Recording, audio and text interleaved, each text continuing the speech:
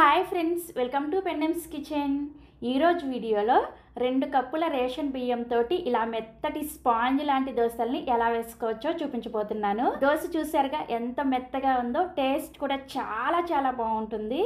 ఈ వీడియో చూస్తే ప్రతి ఒక్కరు కూడా తప్పకుండా ట్రై చేసి చూడండి. సో ఇక ఏ మాత్రం ఆలస్యం చేయకుండా ఈ మెత్తటి స్పాంజ్ దోశల్ని రేషన్ బియ్యంతో ఎలా ప్రిపేర్ చేసుకోవచ్చో వీడియోలోకి వెళ్ళి చూసేయండి. ఫస్ట్ మనం ఈ దోశల పిండిని ప్రిపేర్ చేసుకోవడం కోసం ఇలా ఒక గిన్నెని తీసుకొని ఇందులోకి 2 కప్పుల రేషన్ బియ్యాన్ని వేసుకోండి. నెక్స్ట్ ఇందులోకి 1/2 కప్పు లావుగా ఉండే సగ్గు బియ్యాన్ని వేసుకోండి. చిన్నగా ఉండే సగ్గు బియ్యం కాకుండా ఇలా లావుగా ఉండే సగ్గు బియ్యాన్ని వేసుకోవాలి.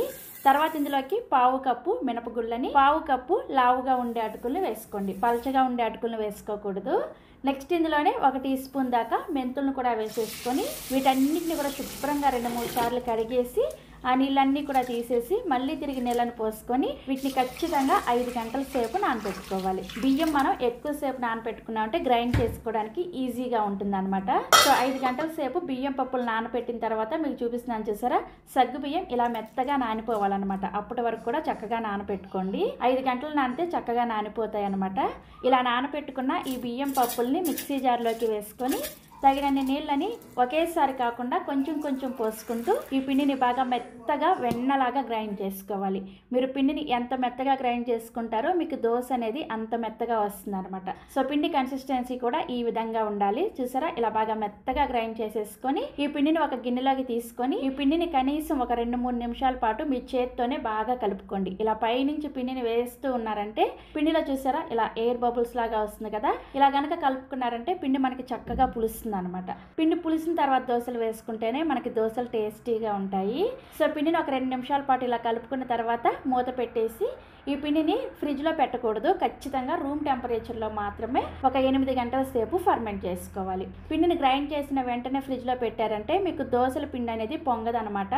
దోశల పిండి పొలవకుండా దోశలు వేసుకున్నారంటే చప్పగా ఉంటాయి. సో ఒక 8 గంటల సేపు రూమ్ టెంపరేచర్లో పిండి పులిసిన తర్వాత మీకు చూపిస్తున్నాను చూసారా, చక్కగా ఇలా పొంగి పులిసి ఉంటుంది అనమాట. ఇలా పులిసిన పిండిని ఒకసారి గరిటెతో కలిపేసుకొని ఇందులో నుంచి మీకు కావాల్సినంత పిండిని వేరొక గిన్నెలోకి తీసుకోండి. మిగిలిన పిండిని చక్కగా ఫ్రిడ్జ్లో పెట్టేసుకున్నారంటే ఈ పిండితో మీరు చక్కగా 3-4 రోజుల పాటు దోశలు వేసుకోవచ్చు. సో ఇలా కావాల్సినంత పిండిని వేరొక గిన్నెలోకి తీసుకున్న తర్వాత ఇందులోకి రుచికి సరిపడా ఉప్పుని అలాగే అవసరమైతే కొద్దిగా నీళ్ళని కూడా వేసేసుకొని ఈ పిండిని వీడియోలో చూపిస్తున్నాను చూసారా, ఈ విధంగా గరిటె జారుగా ప్రిపేర్ చేసుకోవాలి. ఇందులో ఇంకా సోడా కానీ ఏమీ వేసుకోవాల్సిన అవసరం లేదు. పిండిని పొలయబెట్టుకున్నాం కాబట్టి మనకి దోశ చక్కగా వస్తుంది అనమాట. ఇప్పుడు దోశ వేసుకోవడం కోసం దోశల పెనాన్ని హై ఫ్లేమ్లో వేడి చేసుకోండి. పెనం బాగా వేడైన తర్వాత మంటని హై ఫ్లేమ్లోనే ఉంచుకొని కొద్దిగా నీళ్ళని చిలకరించుకొని ఇలా టిష్యూ పేపర్తో పెనాన్ని క్లీన్ చేసేసిన తర్వాత మంటని హై ఫ్లేమ్లోనే ఉంచేసుకొని ఇలా దోశల పిండిని 2 గరిటెల వరకు దోశల పెనం మీద వేసుకొని కొంచెం లైట్గా స్ప్రెడ్ చేసుకోండి. మరి పల్చటి దోశలా కాకుండా సెట్ దోశ అంటే కొంచెం మందంగానే ఉంటుంది.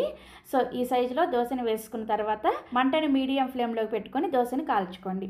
దోశ పైన చూసారా హోల్స్ ఎంత చక్కగా వస్తున్నాయో, పిండి పులిస్తే మనకి దోశ ఇలా చక్కగా వస్తుంది అనమాట. దోశ పైన పిండి తడి ఆరిపోయిన తర్వాత దీని మీద 1 టీ స్పూన్ దాకా నూనెని కానీ నెయ్యిని కానీ వేసుకోండి. మీరు నూనె కానీ నెయ్యి కానీ ఏమి వేసుకోకపోయినా కానీ దోశ చక్కగా వస్తుంది. దోశ ఒకవైపు చక్కగా కాలిన తర్వాత దీన్ని రెండో వైపు కూడా తిప్పేసుకొని రెండో వైపు కూడా కొద్దిసేపు కాల్చుకోండి. దోశ చూసారా ఎంత మంచి కలర్లో వచ్చిందో. ఇదే విధంగా మీకు ఎన్ని దోశలు కావాలంటే అన్ని దోశలు ఈ పిండితో వేసేసుకోండి.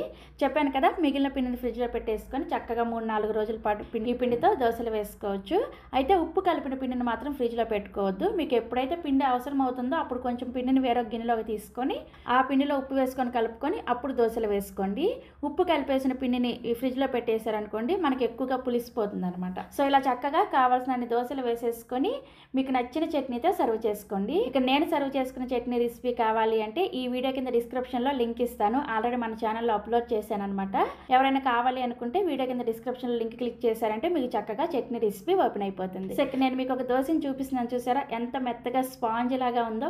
రేషన్ బియ్యంతో ప్రిపేర్ చేసినా కానీ దోశలు చాలా పర్ఫెక్ట్గా వస్తాయి. టేస్ట్ కూడా చాలా బాగుంటాయి. తప్పకుండా మీరు కూడా ఈ దోశ రెసిపీని ట్రై చేసి చూడండి. ట్రై చేసి టేస్ట్ చేసిన తర్వాత మీ ఫీడ్బ్యాక్ని నాతో షేర్ చేసుకోవడం అస్సలు మర్చిపోకండి.